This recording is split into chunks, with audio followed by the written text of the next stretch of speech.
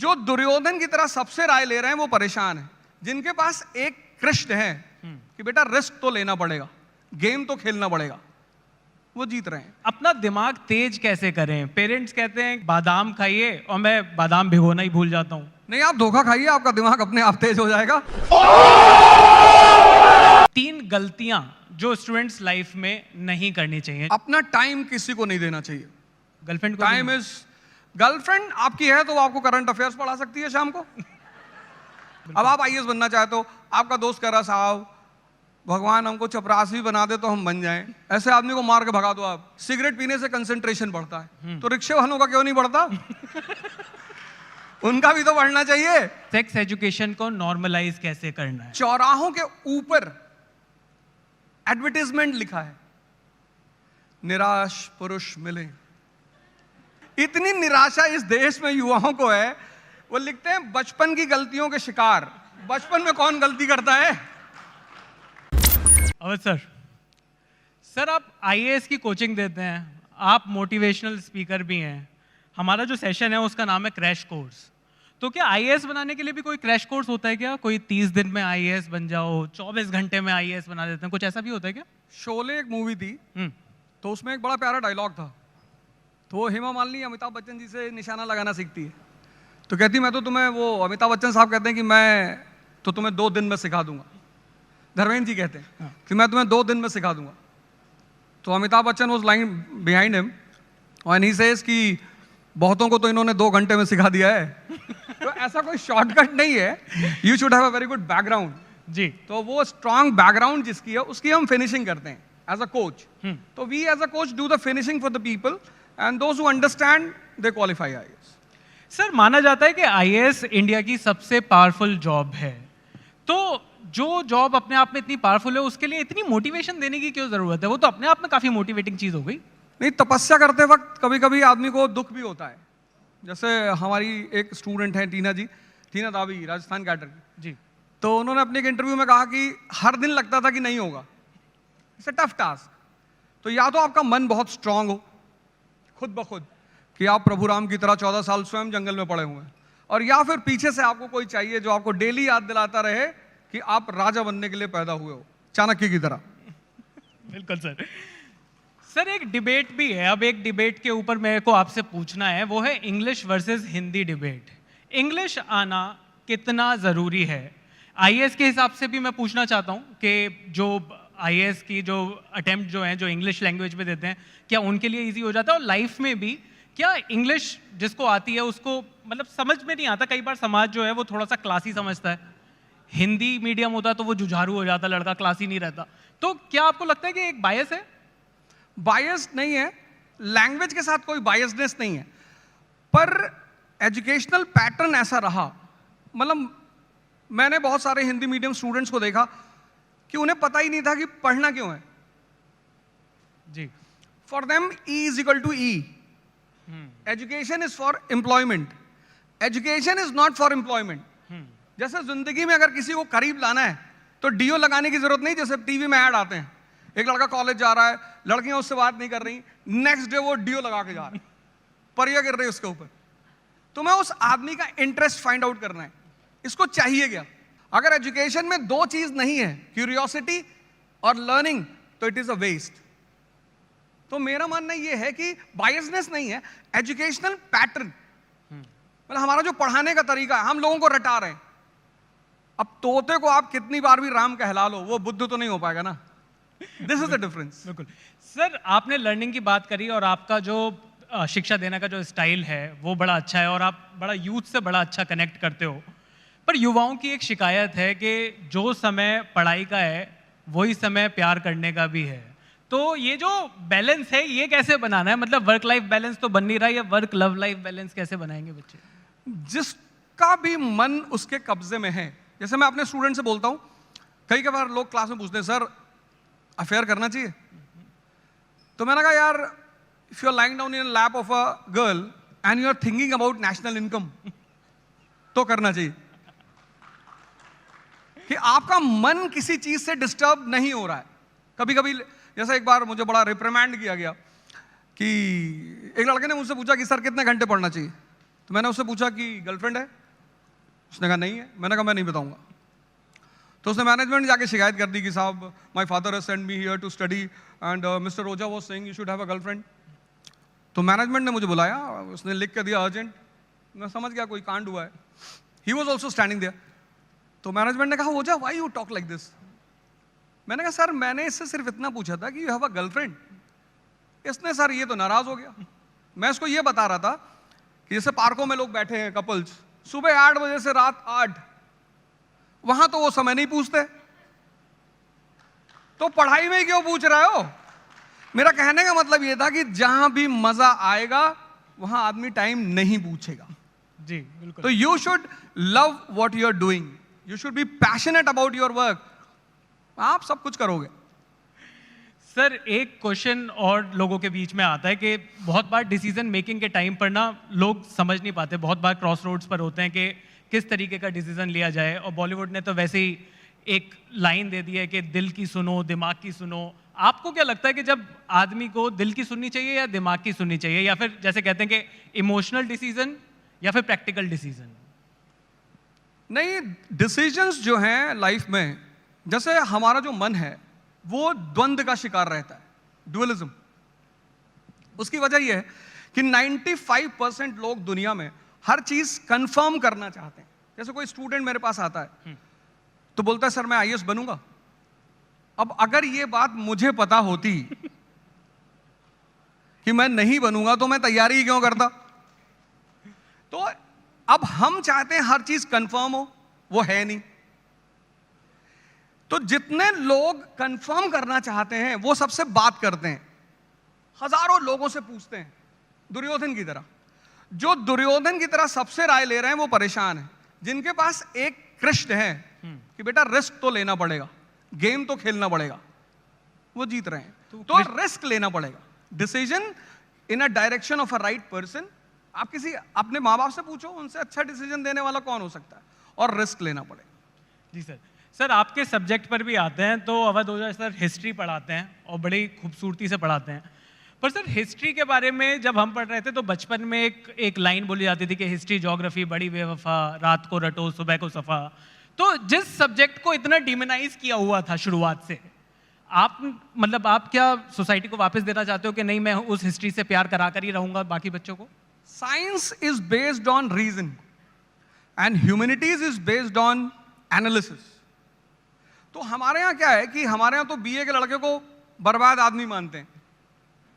जैसे कोई बीए किया हुआ लड़का है, शादी वगैरह में खड़ा है, तो हमारी सोसाइटी में लोग पूछते हैं क्या कर रहे हो? इंजीनियरिंग कर। अरे वाह, एमबीए तो ठीक है भैया, हम बीए कर रहे हैं, पीछे आओ। तो वो बीए को मानते हैं कि बर्बाद आदमी। इस कंट्री में ह्यूमैनिटीज को बहुत रेयर इंस्टीट्यूशंस में पढ़ाया जाता है। तो जैसे अभी आपने कहा, हमारी टीचर क्लास में 10th में बोलती थी कि बेटा बस अब हिस्ट्री दोबारा जिंदगी में कभी नहीं आएगी जी। और वो सामने आके खड़ी हो गई। अब जिस कंट्री में लोगों को पता ही नहीं कि उनका नेशन पैदा कैसे हुआ, ये इंडिया कैसे पैदा हुआ, ये नेशन बना कैसे, तो वहां पे हिस्ट्री पढ़ाना एक थोड़ा चैलेंजिंग होता है। तो मैंने फिर आचार्य रजनीश से एक बात सीखी, philosophy to be converted in stories. ये कॉन्सेप्ट मैंने उनसे लिया जी। And then I started converting the history messages in stories. तो कुछ तो लड़के हिस्ट्री पढ़ने आते हैं मुझसे और कुछ स्टोरी सुनने आते हैं, और जो कुछ दोनों नहीं करने आते मैं उनके लिए भी कुछ ना कुछ मसाला रख ही लेता हूँ। कहीं वुमन की बात छेड़ दी, कहीं सेक्स की बात छेड़ दी, तो तुरंत अटेंटिव हो जाता है कि अब क्या बोलोगे। तो मैं जानता हूँ कि किसको कहाँ पे जिंदा करना है। तो सर इतना जो प्रेशर है आईएएस की कोचिंग में और आईएएस की पढ़ाई में, तो वहां पर आप ह्यूमर का कितना रोल देखते हो? आपकी जो जिस तरीके की आप पढ़ाते हो जिस तरीके से, उसमें ह्यूमर का बहुत बड़ा योगदान है, एक बहुत बड़ा रोल है, लोग एंजॉय करते हैं। और जिनको आईएएस नहीं बनना वो भी तो आपके वीडियोस देख ही रहे हैं। तो ह्यूमर की कितनी इंपॉर्टेंस है? ह्यूमर जैसे चटनी है खाने में, अब आप दाल की तरह ह्यूमर डाल दोगे तो लड़का बड़ा दुखी हो जाएगा। तो आपको ह्यूमर को, जैसे 2.5 घंटे की क्लास होती है, तो साइंटिफिकली क्लास 40 मिनट्स 45 मिनट्स, तो 40 मिनट्स के बाद चूंकि हम एक एलिवेटेड लेवल पे होते हैं तो हमें पूरी क्लास दिखाई पड़ती है। कोई आसमान की तरफ देख रहा है, किसी ने सामने वाले को उंगली कर दी, कोई मुस्कुरा रहा है, कोई कुछ कर रहा है, तब मुझे पता होता है कि अब स्ट्राइक करना, अब मिसाइल मारनी है। बस वहीं पे मैं उस चीज को तुरंत डाइवर्ट कर देता हूँ। सर एक देश के एजुकेशन सिस्टम के बारे में भी आते हैं। आप जिस तरीके से आप क्लासेस लेते हो, मैंने जैसा कि कहा बहुत सारे व्यूज़ हैं आपके वीडियोस पर, बहुत लोग पसंद करते हैं, पर जो देश का एजुकेशन सिस्टम है इस टाइम पर, क्या आपको लगता है कि उसमें कुछ चेंजेस की ज़रूरत है? क्या आपको लगता है कि आइडियाज़ ऑफ इंडिया के मंच पर हैं हम, कुछ चेंजेस की रिक्वायरमेंट है इस टाइम? नहीं, बिल्कुल हमारी स्कूल लेवल की जो एजुकेशन है उसे हमें ट्रांसफॉर्म करना पड़ेगा। मतलब हमें लोग पैदा करना पड़ेंगे जो सोचें, सोच तो वो वैसे भी रहें, पर सही दिशा में हम उन्हें कनेक्ट करना सिखाएं, जोड़ना सिखाएं। तो और वो एजुकेशन अच्छा रोल प्ले करती है। तो if schools will be good and teachers will be respected, जैसा यूएस में टीचर्स को, मैं अपनी बात नहीं कर रहा हूँ, मैं गवर्नमेंट टीचर्स की बात कर रहा हूँ। तो if teachers will be given due respect by the government and the society, and educational pattern पूरा ऑब्जर्वेशन बेस्ड होना चाहिए। हमारे बच्चे स्कूल से आते हैं दुखी, निराश, जैसे कारगिल से आ रहे हैं, 50 किलो का बैग पकड़े हुए हैं बेचारे, कि ये बेचारे मजदूर टाइप के, और वो पढ़ना नहीं चाहते क्योंकि वो सीख नहीं रहे, उनके ऊपर प्रेशर है, रट रहे हैं। वो ओवरहॉलिंग जरूरी है और टीचिंग जो फैटर्निटी है उसके लिए काम करना जरूरी है। जी सर, बिल्कुल। सर कई लोगों से मैंने पूछा इस इंटरव्यू से पहले, मैंने अपने इंस्टाग्राम पे एक स्टोरी भी डाली, मैंने पूछा कि आपके साथ बैठ रहा हूँ, कुछ सवाल करूँगा, तो एक सवाल ये भी आया है कि अपना दिमाग तेज कैसे करें? पेरेंट्स कहते हैं कि बादाम खाइए, और मैं बादाम भिगोना ही भूल जाता हूँ। नहीं, आप धोखा खाइए, आपका दिमाग अपने आप तेज हो जाएगा। उससे अच्छा बादाम से ज्यादा काम करता है वो। तो मन को स्ट्रांग करने का सबसे बढ़िया तरीका, आप एक्सपोज रहो, सोसाइटी में रहो, लोगों से मिलो, उनके साथ उठो बैठो। आप धोखा खाओगे, आप इतने मैच्योर होते चले आओगे कि आपको किसी बादाम की जरूरत नहीं पड़ेगी। सर एक सवाल और लोगों ने पूछा है कि फियर ऑफ फेलियर के बारे में कई लोग बात करते हैं। ये फियर ऑफ फेलियर का जो प्रेशर है, ये गुड प्रेशर है या बैड प्रेशर है? नहीं, प्रेशर अच्छा होता है। दो चीजें होती है, एक होता है प्रेशर, एक होता है स्ट्रेस।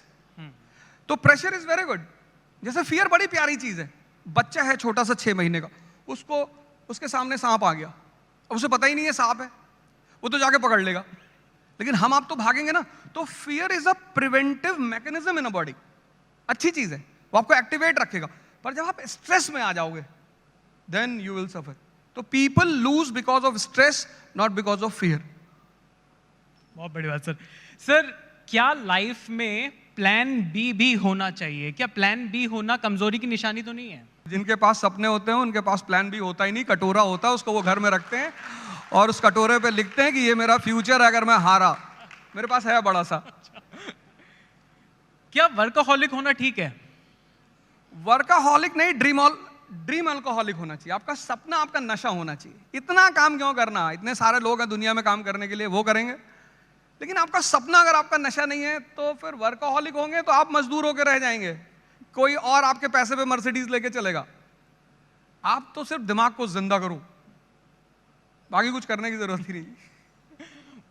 सर एजुकेशन ओवरहॉल की आपने बात करी, ये मेरा फेवरेट टॉपिक है कि सेक्स एजुकेशन को नॉर्मलाइज कैसे करना है। मतलब मैं अपने टाइम की बात करूं तो 20 साल पहले भी जब ये टॉपिक आता था तो टीचर भी थोड़ा सा घबराता था, बच्चे हंस रहे होते थे, तो इस पर असहज थे लोग। आज भी असहज दिखाई देते हैं। सेक्स एजुकेशन कितना इम्पोर्टेंट है और सेक्स एजुकेशन को इम्प्लीमेंट करने का आपके पास कुछ कोई तरीका है, कुछ आपका सोच है इस चीज़ के ऊपर? आप कभी इलाहाबाद गए? इलाहाबाद नहीं सर। इलाहाबाद एजुकेशनल हब रहा किसी ज़माने में। उसको ऑक्सफोर्ड का, ईस्ट को ऑक्सफोर्ड भी कहते हैं। वहाँ का जो सबसे फेमस चौराहा है सिविल लाइन्स जी और जॉर्ज टाउन, उन चौराहों के ऊपर एडवर्टाइजमेंट लिखा है, निराश पुरुष मिले। ऐसा पूरे इंडिया में इतनी निराशा इस देश में युवाओं को है, वो लिखते हैं बचपन की गलतियों के शिकार। बचपन में कौन गलती करता है? बचपन है तो हो ही रहा है, उसमें गलती की क्या बात है? और फिर अभी वो जो सीरीज आई थी मिर्जापुर जी, क्या प्रेजेंटेशन दिया उन्होंने इस क्वेश्चन का। आंगंडन गोज टू द डॉक्टर। बिल्कुल। वो जो सेक्सोलॉजिस्ट है उसका नाम भी बड़ा प्यारा है, वो कहता है शर्मा से क्या शर्माना। He goes to the doctor, he is suffering, he asks Maqbool to sit. Maqbool को बोलता है बैठो। फिर वो कहता है कि आजकल बहुत सारे पतन हो रहे हैं, राजनीतिक पतन हो रहा है, नैतिक पतन हो रहा है, उसमें से एक शीघ्र पतन भी है। And then he points to Maqbool कि ये उससे परेशान है. Maqbool turns towards him. This is the condition of people in this country. अपनी बात को डॉक्टर से कह नहीं पा रहे. तो जिस देश में इतना बड़ा बाहुबली बचपन की गलतियों का शिकार है, वहां सेक्स एजुकेशन होना ही चाहिए. नहीं तो आप ये रेप, ये मोलेस्टेशन ये कभी नहीं रोक पाओगे और वेस्टर्न वर्ल्ड अपनी पोर्नोग्राफी बेच के पैसा कमाएगा इस देश में. तो करना ही चाहिए और करना ही होगा. सर एक टॉपिक है online education versus offline education. आप ऑनलाइन इतना दिखाई देते हैं, तो कोविड के बाद एक फोर्स चेंज था ऑनलाइन एजुकेशन. पर क्या आपको लगता है गोइंग फॉरवर्ड, अगले 5 साल की बात करें या 10 साल की बात करें, क्या आपको लगता है ये जो क्लासरूम एजुकेशन है ये रिडंडेंट हो सकती है? ये क्लासरूम एजुकेशन का एक अलग मजा है, तो वो कभी रिडंडेंट होगा नहीं? जो ग्राफ्टिंग होती है, ग्राफ्टिंग वो जिंदा प्लांट से होती है, मुर्दे प्लांट से नहीं होती. लेकिन रेलेवेंसी होती है, चेंज होता है, टाइम होता है. अभी हमारे बच्चे हैं, ये तो उठना ही नहीं चाहते सुबह. हमें तो हमारी माता जी कम से कम 10-15 डंडा मारती थी सुबह.